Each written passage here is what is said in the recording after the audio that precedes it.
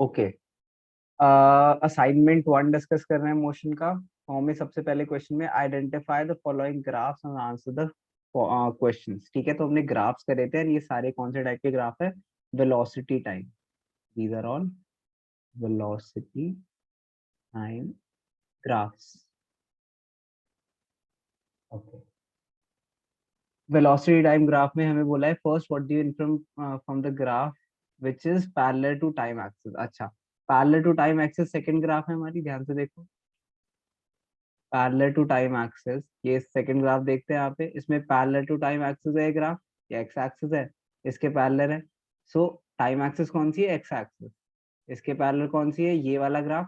So what do you infer from this graph? हमें पता है कि अगर वेलोसिटी टाइम ग्राफ में कांस्टेंट वेलोसिटी है, मतलब हमारी वेलोसिटी इज फिक्स्ड हर पॉइंट पे। पहले सेकंड पे भी मान लो यहाँ पे 5, 10, 15 लिख दो मैं, तो 5 सेकेंड्स पे भी ये स्पीड पे था, मान लो ये 5 मीटर पर सेकेंड है। सो ये 5 सेकंड पे ही 5 मीटर पर सेकंड था, 10 सेकंड पे भी 5 मीटर पर सेकंड था, 15 पे ही 5 मीटर पर सेकंड था। मतलब this is, it is moving at constant speed. Okay, इसकी स्पीड क्या है? कांस्टेंट। तो हमें ये इन्फ्लुएंस मिलती है, this is a uniform speed और कांस्टेंट स्पीड, यूनिफॉर्म स्पीड। या फिर वेलोसिटी भी लिख सकते हैं यहाँ पे, क्योंकि वेलोसिटी टाइम ग्राफ। अच्छा, नेक्स्ट इसका पार्ट क्या कहता है मिस? ये फर्स्ट पार्ट था। Six, which of these three graphs indicate negative acceleration. Negative acceleration मतलब हमें चाहिए कि हमारी स्पीड रिड्यूस हो रही है। तो हमें दिखता है कि इसमें स्पीड कांस्टेंट है, इसमें स्पीड इंक्रीज हो रही है इवेंचुअली। ये देखो, इस टाइम पे यहाँ स्पीड है, देन इस टाइम पे यहाँ स्पीड है, तो स्पीड इंक्रीज हो रही है जैसे टाइम इंक्रीज हो रहा है। लेकिन लास्ट ग्राफ में जैसे जैसे टाइम बढ़ता जा रहा है वैसे वैसे स्पीड क्या हो रही है? कम। तो जिसकी वजह से फर्स्ट ग्राफ में हम बोलेंगे ये हमारे पास रिटार्डेशन हो रही है। ठीक है, समझ आया सबको? Yes sir.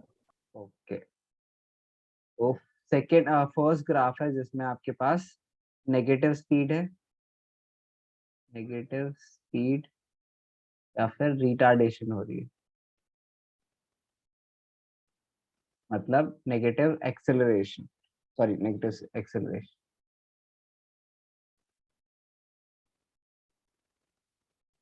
ओके, थर्ड देखते हैं। Which of the graphs represent a body moving with the initial velocity which is not equal to 0 but with a constant acceleration? अच्छा देखो, यहाँ पे हमें मिल रहा है कि ये 0 से स्टार्ट नहीं हुआ। अगर हम इस ग्राफ को देखें, ग्राफ 3 को, तो ये 0 से स्टार्ट नहीं हुआ, लेकिन ए से स्टार्ट हुआ। मतलब इनिशियली इसके पास कुछ वेलोसिटी थी जिसे हम यू से डिनोट करते हैं। तो यहाँ से यहाँ तक का गैप इन्होंने बोल रखा है यू है। एंड देन एक स्ट्रेट लाइन है। एक स्ट्रेट लाइन का मतलब हमने क्या सीखा था कि अगर एक स्ट्रेट लाइन हो मतलब वो लीनियर है। लीनियर मतलब उसका कांस्टेंट स्लोप है, मतलब यहाँ पे इसका स्लोप क्या है? कांस्टेंट। अगर एक स्ट्रेट लाइन है मतलब इसका कांस्टेंट स्लोप है। And slope of velocity, velocity time graph का स्लोप क्या बताती है हमें? जल्दी बताओ, वेलोसिटी टाइम ग्राफ का स्लोप क्या बताती है? नहीं याद? एक्सेलरेशन बताती है ना? याद आया? बेटा बोलोगे नहीं तो मुझे पता कैसे लगेगा किसी को समझ आ रहा है नहीं आ रहा है? अभी तो मैं ऑफलाइन देख नहीं सकता ना अभी। Yes sir. आ गया, ठीक है। अच्छा, और डिस्टेंस टाइम ग्राफ का स्लोप क्या रिप्रेजेंट करता था? Sir speed. Speed, good. तो वेलोसिटी टाइम ग्राफ का स्लोप रिप्रेजेंट करता है एक्सेलरेशन, लेकिन डिस्टेंस टाइम का स्लोप रिप्रेजेंट करता था स्पीड। आगे बढ़ते हैं। तो थर्ड पार्ट में which of the, this is the third graph जो रिप्रेजेंट करता है initial velocity u and acceleration constant है बिकॉज ये एक स्ट्रेट लाइन है। ठीक है, सो कांस्टेंट एक्सेलरेशन, कांस्टेंट एक्सेलरेशन, उसके बाद बिकॉज एक स्ट्रेट लाइन है हमारे पास, स्ट्रेट लाइन। अच्छा, नेक्स्ट सेकंड क्वेश्चन करते हैं। Give an example of a body, give an example of a body which may appear to be moving for one person and stationary for another person। ठीक है, तो कोई example लिखा है आप लोगों ने? क्या क्या एग्जांपल है बताओ। Sir moving train. Moving train, हाँ ठीक है, मूविंग ट्रेन जो ट्रेन के अंदर है उनके लिए ट्रेन रुकी हुई है, लेकिन जो ट्रेन के बाहर है उन सबके लिए मूव कर रही है, गुड। सो आपको एक्सप्लेन भी करना होगा, फॉर एग्जाम्पल आप मूविंग ट्रेन लिखते हो, ठीक है, तो आप लिखोगे फ्रॉम पर्सपेक्टिव, पर्सपेक्टिव की जगह आप लिख सकते हो reference of person sitting inside it, it is not moving. ठीक है, मतलब वो क्या है, स्टेशनरी है। On the other hand with reference to, ठीक है, या फिर from perspective of person standing outside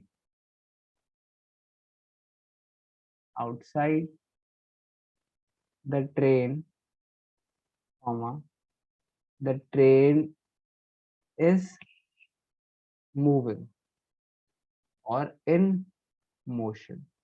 ठीक है, तो अगर आपको एग्जांपल लिखते हो तो उसमें आपको एक्सप्लेन करना होगा कि मूविंग ट्रेन किसके रेफरेंस पॉइंट से, जो पर्सन इनसाइड बैठा हुआ है उसके रेफरेंस पॉइंट से वो स्टेशनरी है, एंड जो पर्सन बाहर है उसके हिसाब से वो क्या है, मोशन में। ठीक है, समझ आया सबको? ओके, सेकेंड पार्ट देखते हैं इसका। How can we describe the location of object, कैसे डिस्क्राइब करते हैं? We describe location according to a flash with reference to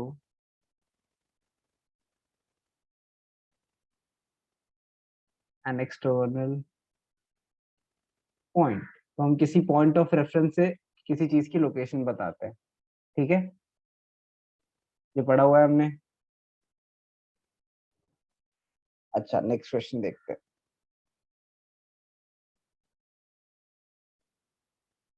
third question, the displacement of a moving object in given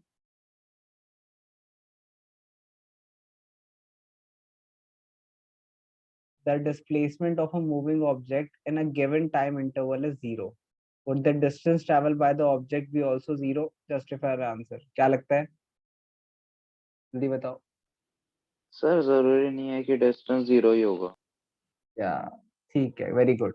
सो होता क्या है, कभी कभी फॉर एग्जाम्पल हम ले लेते हैं, हाँ एग्जाम्पल ले लेते हैं, हमारे पास अगर एक सर्कुलर पाथ है, okay, in cases of a circular path, मान लो एक ऑब्जेक्ट ने स्टार्ट करा ए पॉइंट से, मूव करा मूव करा मूव करा मूव करा, and then eventually B point पे आ गया, मतलब एग्जैक्टली सेम पॉइंट पे आ गया। ठीक है, started from A and B की जरूरत ही नहीं, सेम पॉइंट तो है, एंड एंडेड, एंड कहाँ पे हमारा एंड है, बी पे। ठीक है, सो अगर वो स्टार्ट करे ए से एंड एंड बी पे करे, मतलब वो सॉरी एंड पॉइंट भी सेम है, ए है, यहाँ पे एक ही पॉइंट लेते हैं, एक पॉइंट की बात कर रहे हैं हम, मतलब इसकी डिस्प्लेसमेंट क्या होगी, डिस्प्लेसमेंट होगी जीरो, बिकॉज वो शॉर्टेस्ट डिस्टेंस है। लेकिन उसने जो एक्चुअल डिस्टेंस कवर करा, एक्चुअल डिस्टेंस कितनी होगी, जल्दी बताओ। सर जितनी उस सर्कल की लेंथ होगी। हाँ, तो सर्कल की हम पेरीमीटर कैसे निकालते हैं सर्कल का, याद है किसी को? 2 pi r. Sir 2 pi r. हाँ, सो सर्कमफेरेंस निकाल दिया हमने इसका, तो 2 पाई आर। सो इस केस में हमारी डिस्प्लेसमेंट तो जीरो है, लेकिन we have a positive distance. So the displacement of a moving object in a given time interval is zero. What would be the traveled sorry what would be the distance traveled by an object will also be zero? No, not no, it will not be zero. In fact ये कभी zero नहीं हो सकती। क्यों कभी zero इसलिए नहीं हो सकती, बिकॉज उन्होंने एक बहुत इंपॉर्टेंट बात मेंशन करी है, वो मूविंग ऑब्जेक्ट है। अ moving object can never have zero distance. अगर जैसे ही वो मूव करना स्टार्ट करता है कुछ पॉजिटिव डिस्टेंस कवर करेगा, इसीलिए वो कभी नेगेटिव नहीं हो सकता। ठीक है, ये एग्जाम्पल की तरह आप लिख सकते हो। तो जिससे आप एग्जाम्पल दोगे तो इट्स क्लियर कि हमारी डिस्प्लेसमेंट इस केस में जीरो थी लेकिन डिस्टेंस पॉजिटिव था। And no it will not be zero. Fourth question में, अच्छा, what do you mean by average speed, what is its unit? Average speed क्या होती है? Average speed is defined as the ratio of total distance traveled by total time taken. Very good, very good. So average speed is the ratio of total distance traveled by total time taken.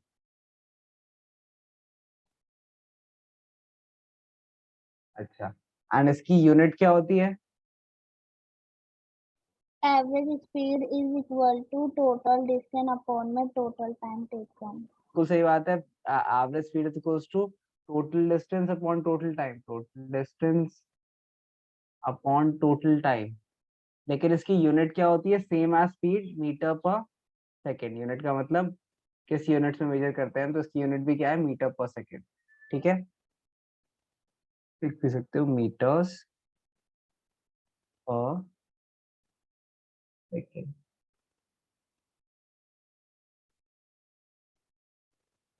Next question is the second part. This was first part, I guess.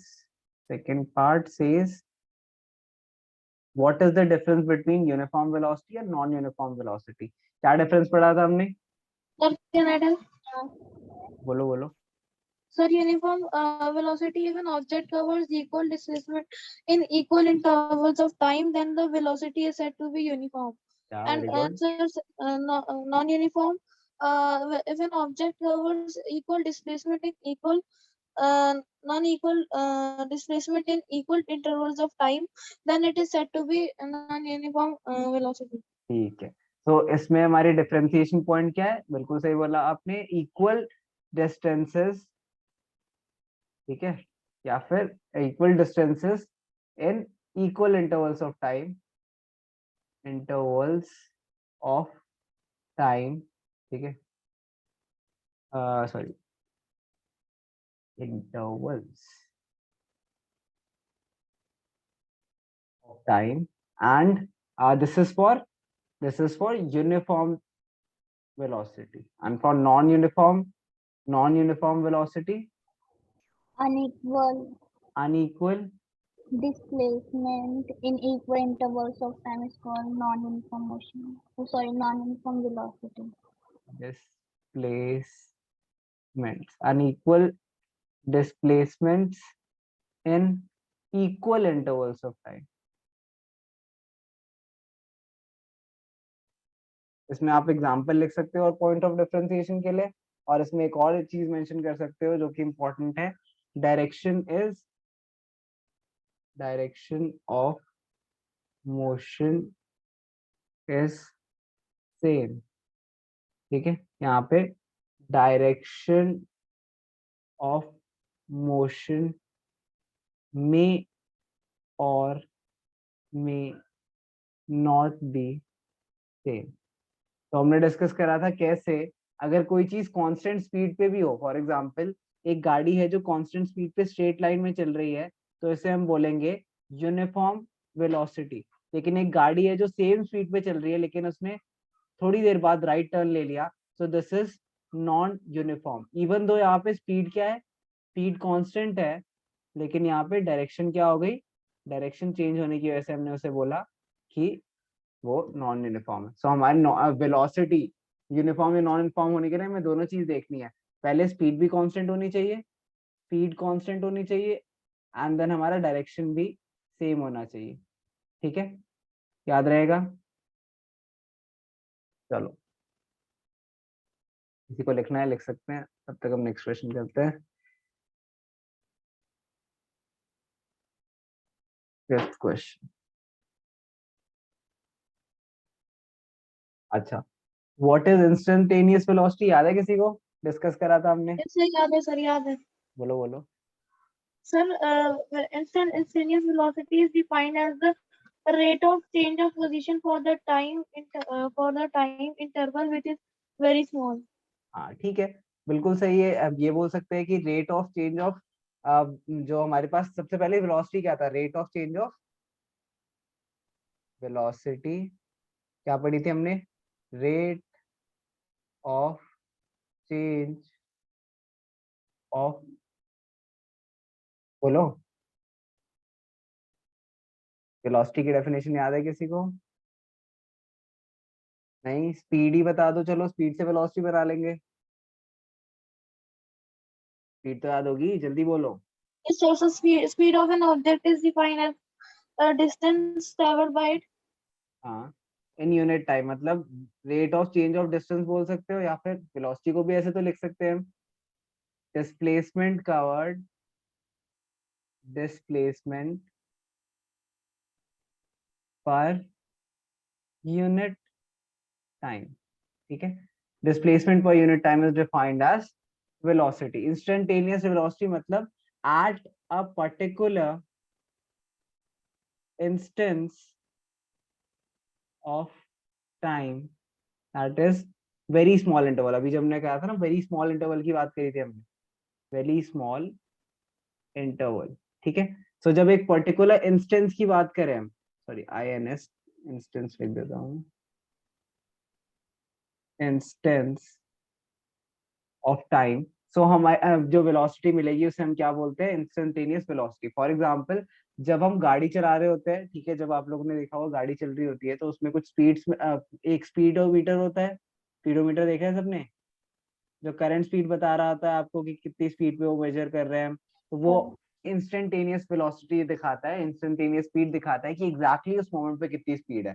On the other hand, जब हम एक total distance travelled से total time divide करते हैं तो हमारे पास जो speed आती है वो क्या आती है, total distance by total time, हमें एवरेज स्पीड मिलती है। लेकिन अगर मुझे एग्जैक्टली उस मोमेंट की स्पीड देखनी है तो जो स्पीडोमीटर में दिखाती है वो क्या दिखाती है, इंस्टेंटेनियस वेलोसिटी। तो अगर कभी आपसे पूछा जाए कि आपका स्पीडोमीटर क्या दिखाता है, स्पीडोमीटर,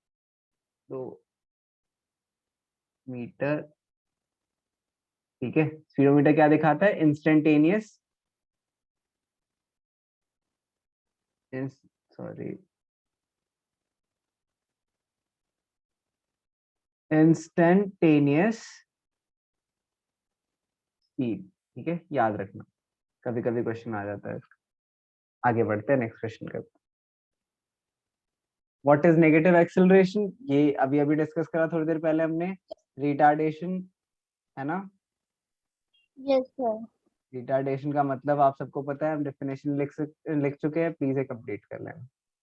नेक्स्ट आगे बढ़ते हैं। Express average velocity with the velocity of a body changes at a non uniform rate and a uniform rate. अच्छा, ये क्वेश्चन देखते हैं, थोड़ा सा अजीब है बट समझ के देखते हैं। अच्छा, हमें एवरेज वेलोसिटी को डिफाइन करना है when an object changes at non uniform rate and uniform rate. ठीक है, तो अगर हमारे पास कांस्टेंट वेलोसिटी है, अगर हमारे पास कांस्टेंट वेलोसिटी है तो हम क्या करते हैं, for cases of, for constant velocity, ठीक है, अच्छा सॉरी, फॉर कांस्टेंट एक्सेलरेशन, यहाँ पे देखो ध्यान से, इन्होंने बोला है when velocity of an object changes at non uniform rate. इसका मतलब अगर वेलोसिटी चेंज होती है नॉन यूनिफॉर्म रेट पे, मतलब ये नॉन यूनिफॉर्म एक्सेलरेशन है ना। एंड अगर वेलोसिटी यूनिफॉर्म रेट पे चेंज होती है मतलब ये यूनिफॉर्म एक्सेलरेशन है। याद आया, डेफिनेशन यही पढ़ी थी हमने। ये बेसिकली कह रहा है डिफरेंट एक्सेलरेशंस पे आप एवरेज वेलोसिटी का फॉर्मूला निकालो।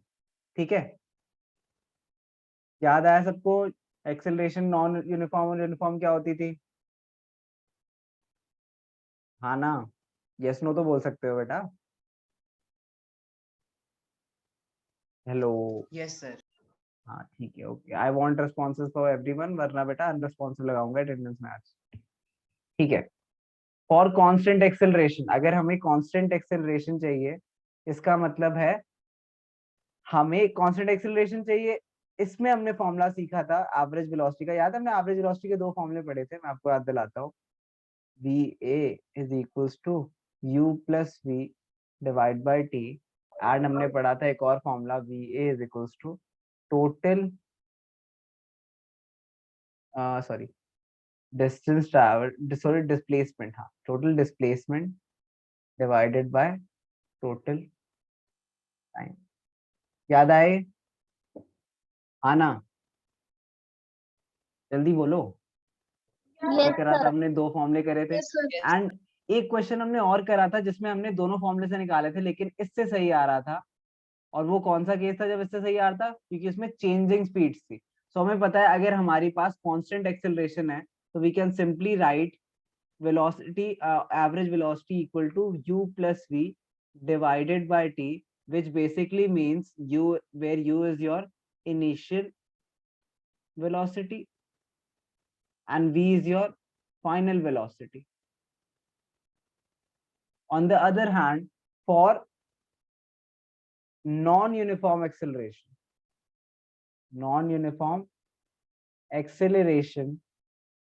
अब हम ये सेम फॉर्मूला नहीं यूज कर सकते, because this would not work since speeds same rate पे चेंज नहीं हो रही है, डिफरेंट डिफरेंट रेट पे चेंज हो रही है। तो हम सिंपली एवरेज स्पीड का फॉर्मूला क्या लगाएंगे? एवरेज वेलोसिटी का formula total displacement divided by total time. ठीक है, इसको कहीं कहीं आपको ऐसे भी लिख के छोड़ो, यही इंटरप्रिटेशन याद रखो, दूसरे तरीके से कॉम्प्लिकेटेड क्यों याद रखना है। तो हमारे पास दो फॉर्मूले हैं, दो डिफरेंट केसेस में यूज होते हैं। जब कांस्टेंट वेलोसिटी हो, जब कांस्टेंट एक्सेलरेशन हो, तो हम ये फॉर्मूले से एवरेज वेलोसिटी निकाल सकते हैं। जब नॉन यूनिफॉर्म एक्सेलरेशन हो या फिर चेंजिंग एक्सेलरेशन हो, तब हमें सिर्फ और सिर्फ यही फॉर्मूला यूज करना पड़ेगा निकालने के लिए एवरेज वेलोसिटी। ठीक है,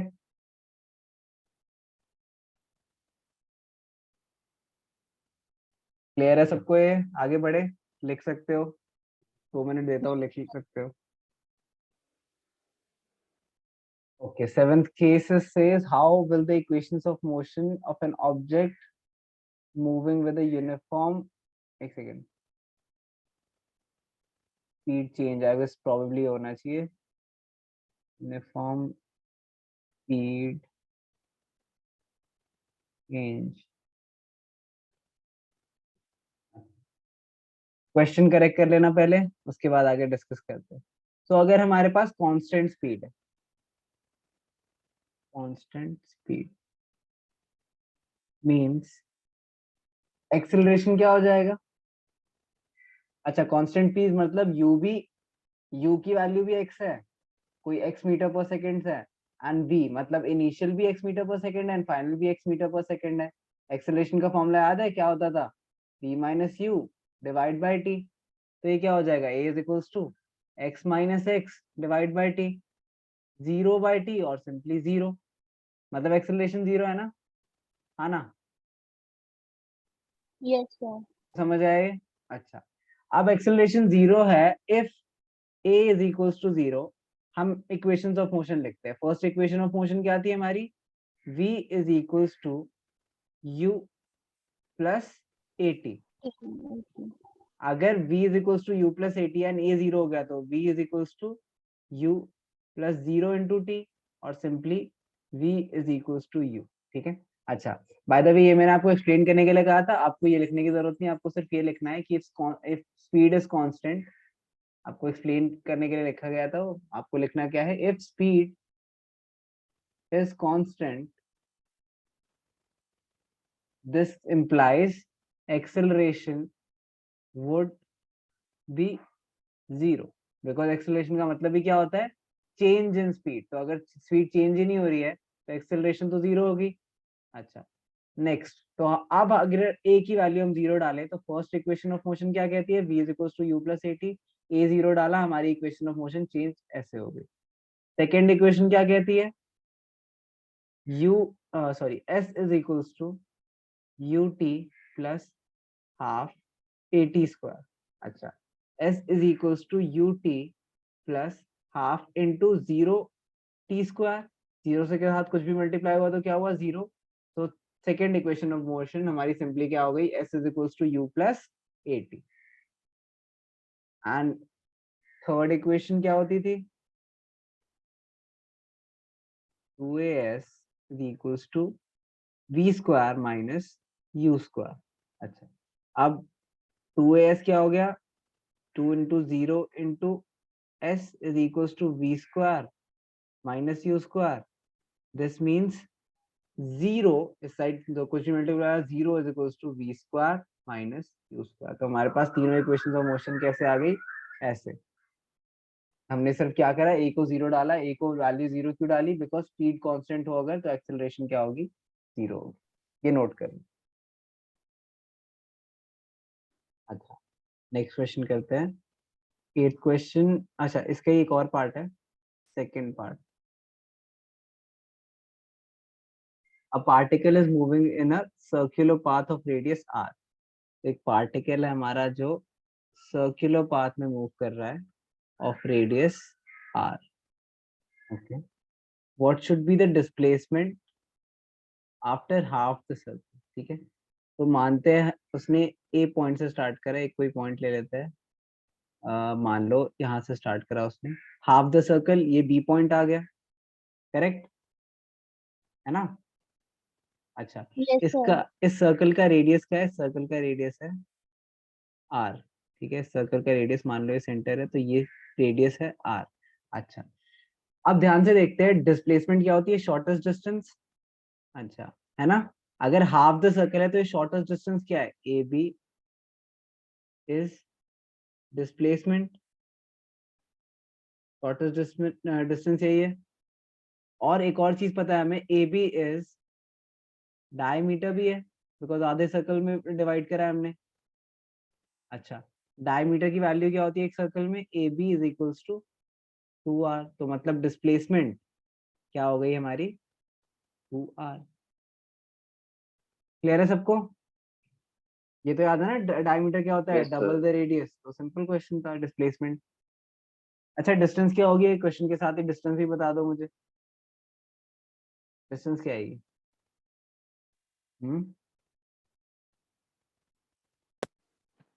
Sir, 2. क्या आएगी, 2πr।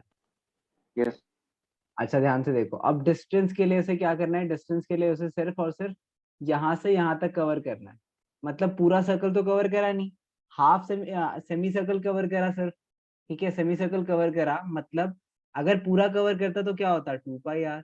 लेकिन इसका आधा ही कवर करा, तो 2πr डिवाइड बाय 2। तो 2 से 2 कट गए, which is equals to pi r. तो ये आएगा आपका डिस्टेंस। समझ आया सबको, डिस्टेंस क्या है, सर्कमफेरेंस डिवाइडेड बाय 2। तो सर्कमफेरेंस क्या है, 2πr डिवाइड बाय 2। आधा ही गया ना, पूरा सर्कल तो गया ही नहीं, वो आधा ही गया वो। ठीक है, Yes, sir. चलो ठीक है, ये बना सकते हो, लिख सकते हो, आगे बढ़ेंगे फिर जल्दी से। सर पूरे सर्कल का डिस्टेंस 8th क्वेश्चन देखते हैं, very simple one. Distance and displacement के बीच में डिफरेंस बताना है हमें, निकालते हैं। Distance and displacement. अच्छा, पहला पॉइंट दोनों की डेफिनेशन है, इट इज, डिस्टेंस क्या है हमारे पास, actual path length of actual path. अच्छा, अगेन जैसे मैं आंसर लिखता हूँ यहाँ पे, एग्जैक्टली आपको ऐसे ही लिखने हैं, मैं आपको सिर्फ पॉइंटर्स लिखाता हूँ जिससे आपको समझ आए लिखना क्या है और क्या इंपॉर्टेंट चीज है जो आंसर में होनी ही होनी चाहिए। दिस डज नॉट मीन आप सिर्फ ये लिख के आ जाओगे, आप पूरा लिखोगे। Distance is defined as the length of actual path taken by the object. ठीक है, मैंने यहाँ पे सिर्फ क्या लिखा है, length of actual path. On the other hand, displacement is shortest distance between initial and final positions। ठीक है, तो डिस्प्लेसमेंट ये होती है। अच्छा, इसके अलावा डिफरेंस में हम क्या लिख सकते हैं, it is a scalar quantity. और ये क्या है, it is a vector quantity.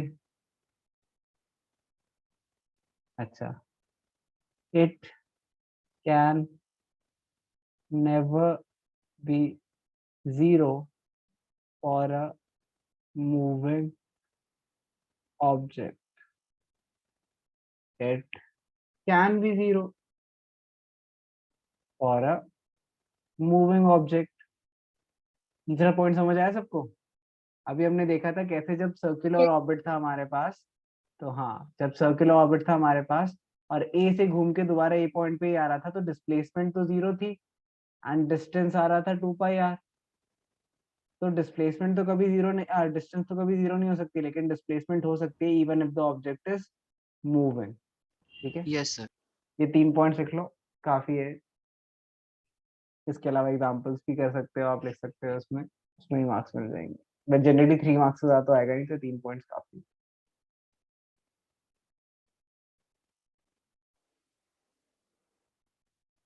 Uses of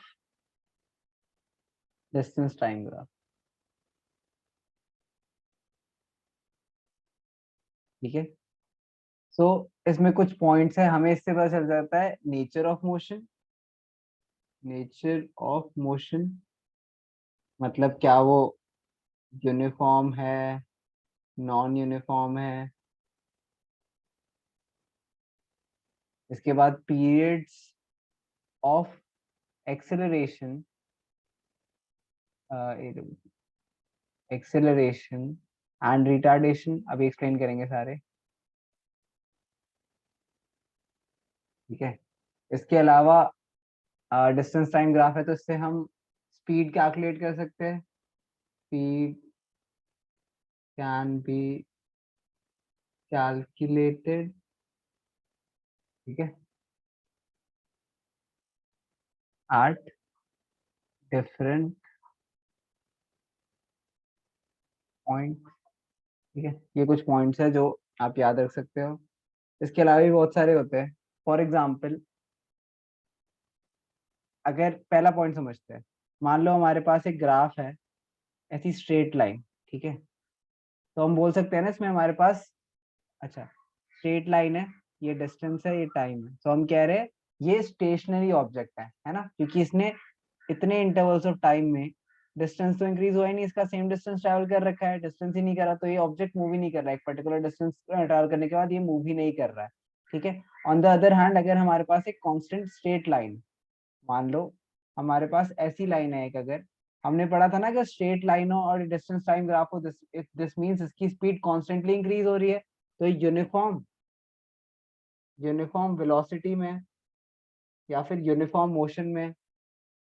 uniform motion क्यों? क्योंकि equal intervals, equal distances in equal intervals of time cover कर रहा है, तो इसमें यूनिफॉर्म वेलोसिटी में।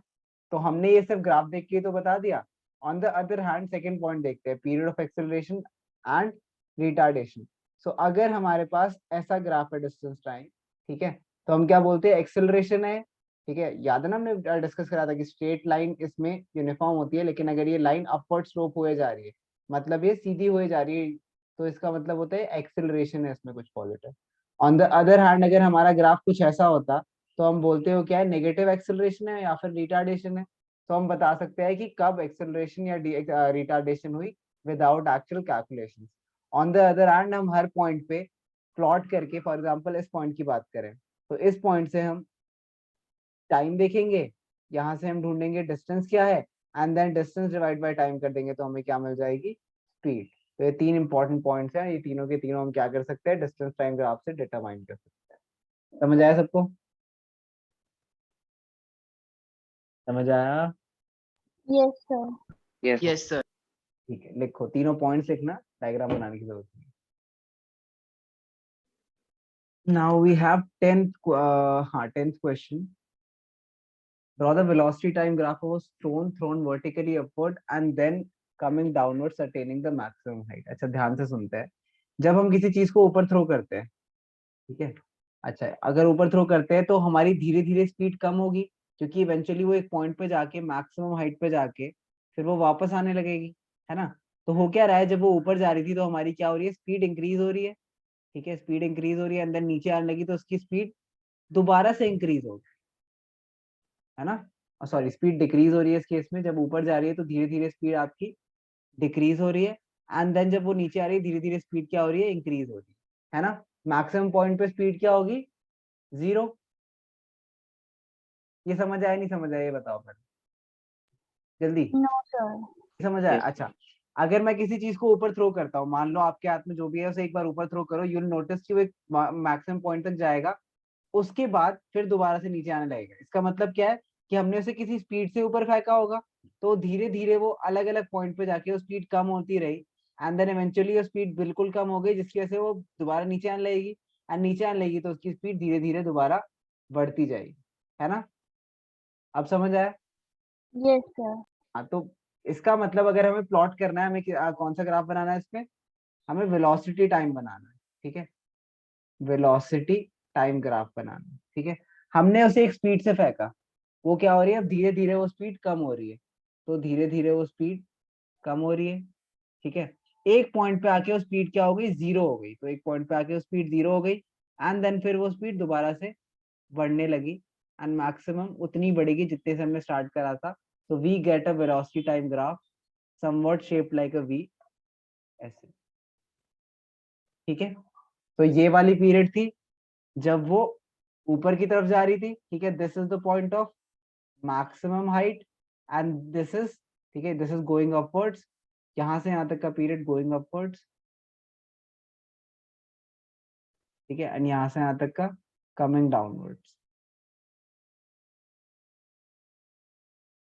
This is the maximum height, ठीक है।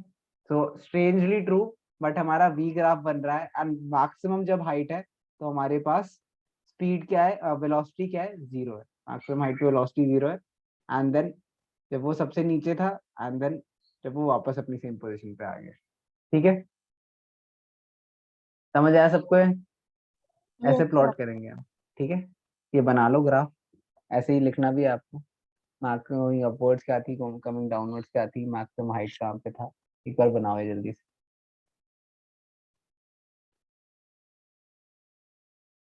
अच्छा, 11th में हमें पी और क्यू के डिफरेंट डिस्टेंसेस दे रखे हैं एंड डिफरेंट टाइम इंटरवल्स दे रखे हैं, सो आई वुड रिकमेंड कि इसे प्लॉट कर लो आप लोग। मैं एग्जैक्टली ग्राफ पेपर पे प्लॉट करोगे तो और अच्छी बात है, जिससे आपको एग्जैक्ट आइडिया रहेगा कि मोशन किसका कैसे जा रहा है, तो बाद में कर लेना, अभी नहीं कराया तो, but do plot this on graph paper, plot on graph paper. मैं आपको बताता हूँ प्लॉट कैसे करना है।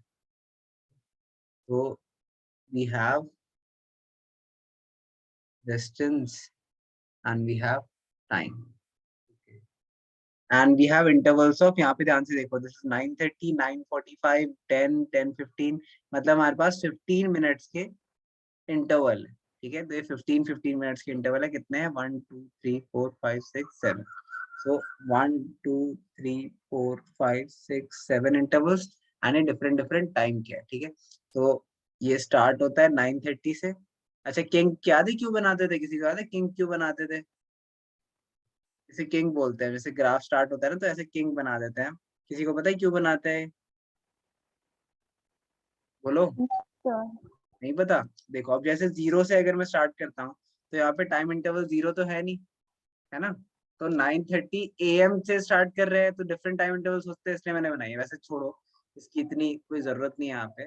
मान लो आप इसको यहीं से स्टार्ट करते हो, ये हमारा पहला 9:30 है, ठीक है, then 9:45, then sorry then 10, then 10:15, 10:20, 10:20, sorry,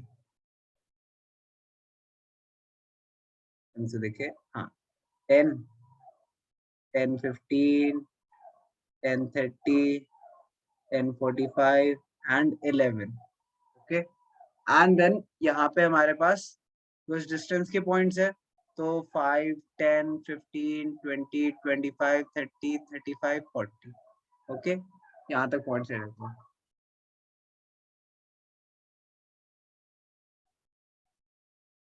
okay, अच्छा पहला पॉइंट प्लॉट करना स्टार्ट करते हैं, पी के लिए प्लॉट करते हैं। पहले पी के लिए मैं, आप भी दो अलग अलग पेन यूज कर सकते हो, तो मान लो आप एक ब्लैक पेन से कर लो, एक ब्लू पेन से कर लो, प्लॉट करके बस देखना है कौन सा किसका है। तो पी के लिए मान लो मैं यहाँ पे रेड यूज कर रहा हूँ। सो 9:30 पे 10 मीटर्स, तो 10, 15, 20, 30, 35, 40, 45, ठीक है। यहाँ पे 5, हाँ ठीक है। तो पहले 10 देखते हैं, 10 पे 9:30 पे था, okay.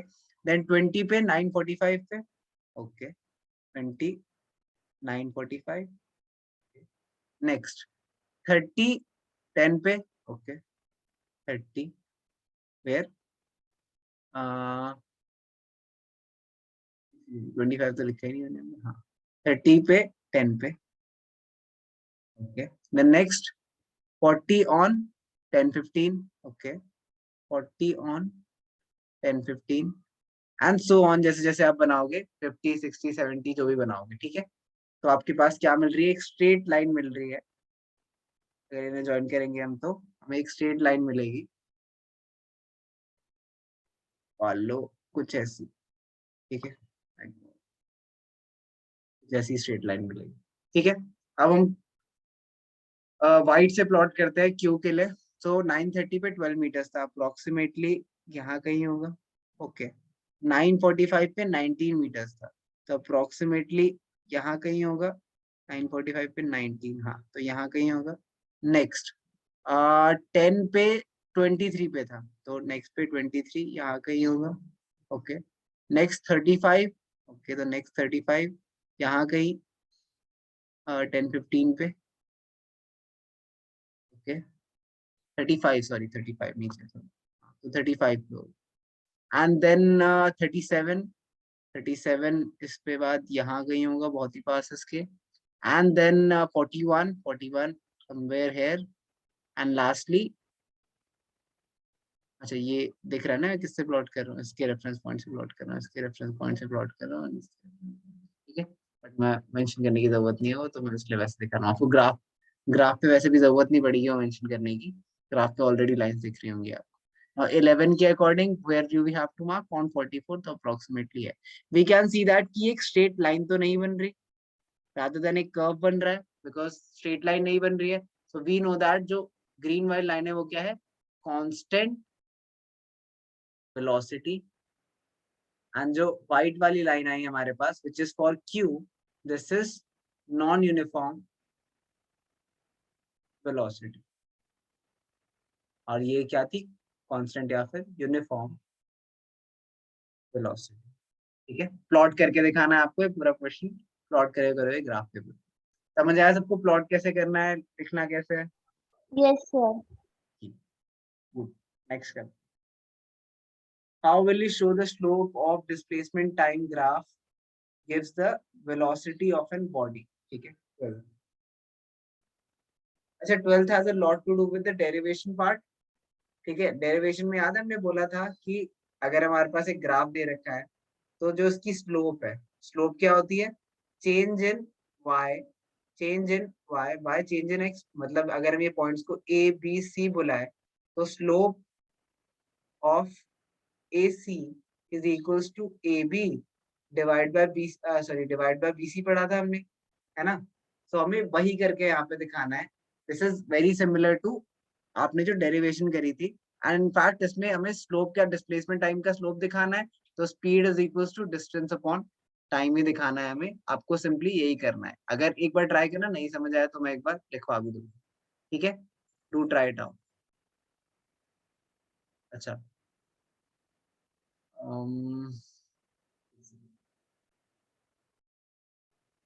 distance upon time, speed is equals to distance upon time आपको शो करना। ठीक है, एक सेकंड। कोई और फिफ्थ हो गया है, what are the characteristics of a distance time graph of an object with a non uniform speed. अच्छा अगर हमारे पास डिस्टेंस टाइम ग्राफ है, अगर हमें डिस्टेंस टाइम ग्राफ बनाना है of object with non uniform speed, non uniform speed में हमारा graph, ठीक है, इसमें इंपॉर्टेंट पॉइंट्स क्या है, it cannot be a straight, it cannot be a straight line. तो सिंस हमारे पास अगर स्ट्रेट लाइन होती है, अभी अभी हमने देखा कि अगर हमारे पास स्ट्रेट लाइन होती है तो हम बोलते हैं उसमें कांस्टेंट स्पीड है, ठीक है। सो अगर कांस्टेंट स्पीड है नॉन यूनिफॉर्म स्पीड में हमें क्या करना है, कांस्टेंट स्पीड नहीं रखनी है, तो स्ट्रेट लाइन तो नहीं हो सकती, ठीक है। इसके अलावा अगर हमारे पास next point, it has a changing slope, हमें पता है नॉन यूनिफॉर्म स्पीड है मतलब स्पीड चेंज हो रही है, तो स्पीड कैसे डिफाइंड थी, स्पीड ग्राफ में स्लोप से डिफाइंड थी, तो अगर स्पीड चेंज हो रही है मतलब इसकी स्लोप चेंजिंग होगी, मतलब जो हमारा ग्राफ बनेगा वो डिफरेंट पॉइंट्स पे उसकी डिफरेंट स्लोप्स होंगे, ठीक है। समझ आया सबको ये? Yes, sir. Okay, last 14th question देख लेते हैं एक बार। Given the velocity time graph of the motion of the car, what does the nature of graph show?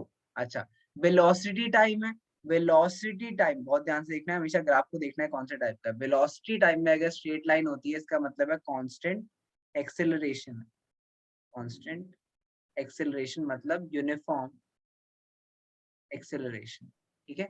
अच्छा, also find the acceleration of car, अगर एक्सेलरेशन कांस्टेंट है हमें find करनी है, सो मान लो a और b के बीच में निकालते हैं, a अपॉन b क्या होगा, slope, acceleration is equals to slope ab which is equals to bc divided by ac। अच्छा, bc की वैल्यू देखते हैं क्या होगी, ये देखो ये b2 दे रखा है, b1 दे रखा है, मतलब 10 माइनस 5, पहले फॉर्मूला लिख लेते हैं, b2 minus b1 divided by, यहाँ t2 माइनस t1 लिख देते हैं, t2 माइनस t1, वैल्यू डालते हैं, v2 is 10 minus v1 is 7.5 divided by t2 20 minus 15, ये क्या आ गया, 10 minus 7.5 2.5 divided by 5, और this can be written as 25 divided by 50, तो ये क्या आ जाएगा 5 5 is 25, so simply 5 by 10 or 1 by 2, 25 by 50 is 1 by 2, which is 0.5 metre per second square acceleration. तो ये हमने एक्सेलरेशन की वैल्यू निकाली, समझ आया सबको? Yes, sir. Metre per second square. तो कभी कभी ग्राफ्स के थ्रू भी हम न्यूमेरिकल्स सॉल्व कर सकते हैं। जल्दी से नोट डाउन करो दोनों चीजें।